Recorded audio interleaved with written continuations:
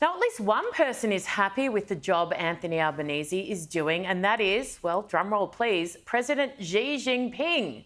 With the China Daily, of course, a mouthpiece of Beijing, going as far as to tell other world leaders they should emulate our PM ahead of their meetings in South America. Talk about a dubious honour. Joining me now to discuss this and more, Lincoln Parker, my security and defence expert. Great to see you. G'day, Erin. Link, I love compliments. I'm in television, I'm deeply insecure, I have a healthy ego. This is one that I'd pass on. Look, it's really bad. It looks terrible and it appears to the public, and look, I don't know if this is true, but it could be, it appears as though the Chinese Communist Party are pulling the strings like a puppet master, making our Prime Minister dance to their tune when our Prime Minister ought to be dancing to the Australian people's tune and doing what is right for Australia as opposed to what is right for Communist China and Xi Jinping. And he's just been called out and given this accolade by the world's largest dictator, showing him up essentially for being, you know, what it looks like a puppet. Bullies don't like to work with people who push back, who stand up, who don't accept their behaviour. They love working with people who do. And I'll leave it there. Solomon Islands, I cannot believe what I'm reading. Oh, it's just shocking, and we've been talking about this for years. And now, thanks to Prime Minister Albanese and Foreign Minister Penny Wong, the Pacific Islands are infested with Chinese communists and their influence and their control over many governments, but even down to provincial governments like the largest province in Solomon Islands being Malaita, which was headed up by a man that I have met and whom I know, Daniel Sudani. I mean, he's been imprisoned. And now we have left him swinging in the wind. We're not even allowing him to meet with the Australian High Commissioner in the Solomon Islands. I just don't understand what we are doing.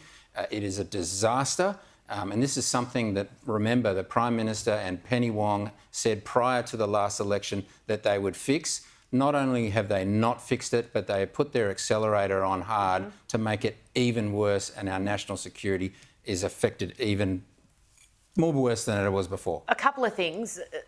The current government attacked the former government mercilessly on this very issue in the Solomon Islands, accused them of dropping the ball, etc., etc. And we saw a vision at the start of the show of Albanese with President Prabowo, the new Indonesian president. And just like cancelled meetings, refusing to meet up, etc., we didn't go to the inauguration. A week out, the Indonesian press was still under the impression that Albanese was going to be there. It's just little things that say to people, you don't matter enough to us to get it right, to show you some respect. And I'd like to give a shout out to the US Congress China Select Committee, that if it wasn't for them, we wouldn't even know about what's going on in the Solomon Islands. It was them that called it out because the Australian government has been silent. Yeah, it's interesting. I was talking to a couple of people who are heavily involved in the US in the national security sphere, and one of them made the remark that they're meant to rely on Australia for intel-info relationships in the Pacific, and it's not going so well now. And I said, yeah, thanks, Scoop.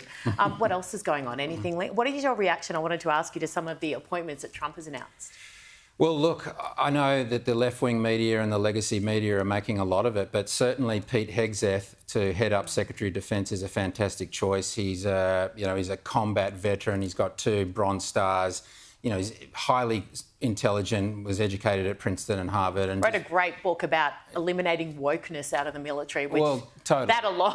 Well, totally. So he's going to make the military, the US military, solely based on merit, which is exactly what we should be doing in Australia, which we haven't done, which we're not doing. So I think he's a great appointment. And then Tulsi Gabbard, I mean, Director of National Intelligence, another great pick. So I think he's making all the right moves because he's been given a mandate to make significant change because people are sick and tired of woke and weak leaders.